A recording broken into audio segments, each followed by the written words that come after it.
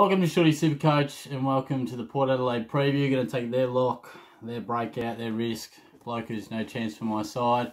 So we're starting to get through these, which is nice. I'm kind of pretty keen to get the club by club ones done. They've probably taken me a little longer than maybe I anticipated. I'm filming this one on the Wednesday.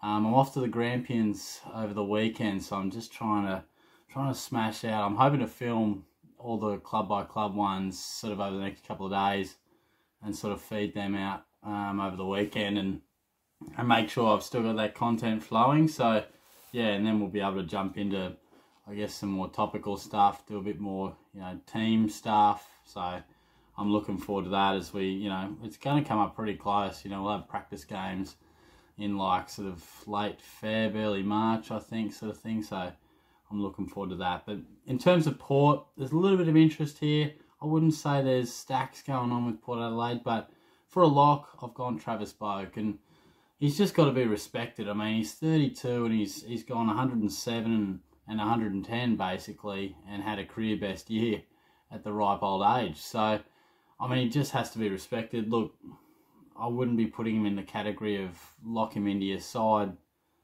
even though I have, but he just sort of needed to be mentioned, and I just felt he sort of deserved that on his numbers because he's definitely surprised me. I couldn't endorse his selection just because at that age and his scoring history, like over the whole journey, he could drop back to around that 100 mark sort of at any stage. Clearly he's had an amazing couple of seasons. There is a few youngsters on the rise at Port Adelaide looking for that midfield time. So Boak is a touch risky to start in your side, I would imagine, but you got to love what he's done. In terms of a risk, I'll mention one of those youngsters. It's Connor Rosie now, 377k. He's such a talent, isn't he? Massive talent. We've always sort of talked about him as this potential superstar. And, as we always say, the bloke needs a bit more time in the midfield, doesn't he? Is he going to get it? Yes. How much? Don't know. So it's going to be tricky. We saw a bit of an example in round 2. It was massive. Had the 17 touches, 8 clearances, 6 tackles, and 145 Supercoach points. So that's just a little small example of what he can do when he does get in the guts a fair bit. He seemed to be moved out of the midfield a touch as the year went on. And it just culminated in a pretty below par average, really.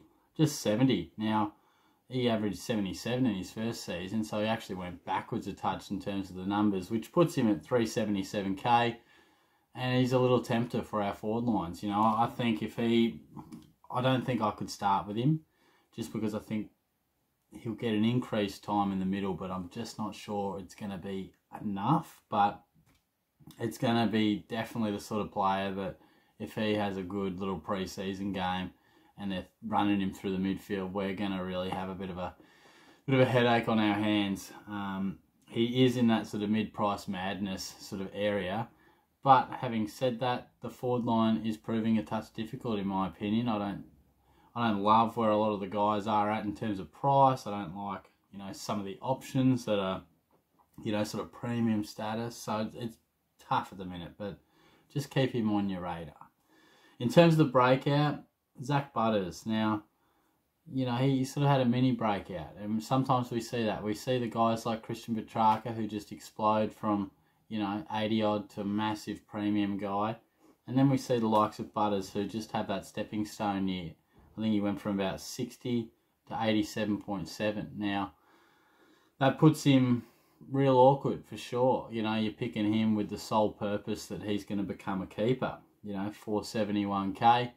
The fact is, if you pick him, you're expecting at least a rise in 7 or 8 points on his average. And I think that's fairly achievable, but I can't say I've really considered him too strongly. I think he'll be a guy who also gets a little bit more midfield time. I think he's probably more likely than Rosie, well, they'll both get it, but I think he'll probably get a bit more. And I think Butters is definitely a guy that we will probably look at throughout the year.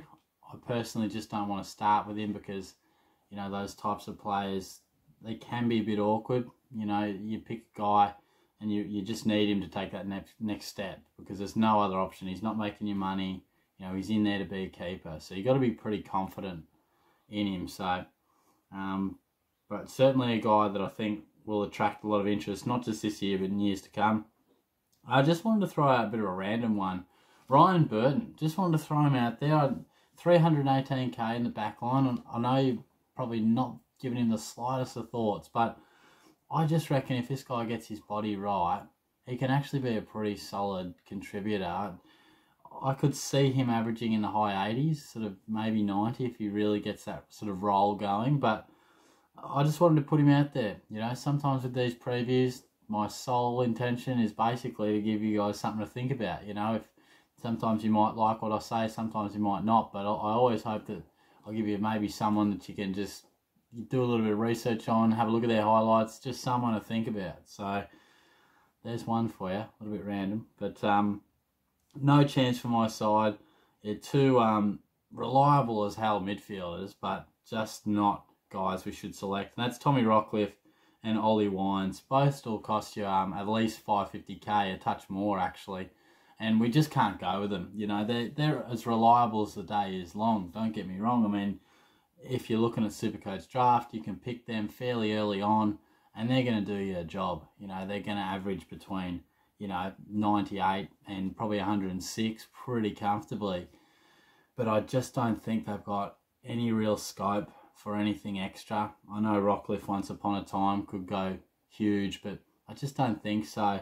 Both of their bodies are a bit, you know, concerning as well. So if you are looking at, you know, particularly Rockcliffe, I think often can draw a little bit of attraction, but it's just a no from me. I think they're guys that have done their job over the journey, but I don't think they got, Jesus Christ, as I just about lose my voice. I don't think they've got the scope to go too much further beyond what they averaged last year, and if they do, I think there's better options sort of around that price and a little bit extra, so you may as well just pay that coin. But I'm going to grab myself a water because my voice has gone absolutely cactus. But hope you've enjoyed this one. I'll talk to you guys soon. As I said, I'll have those club by club previews getting smashed out, and they should all wind up sort of by Sunday, Monday, so that'll be good. But thanks again. I'll catch you soon. Cheers.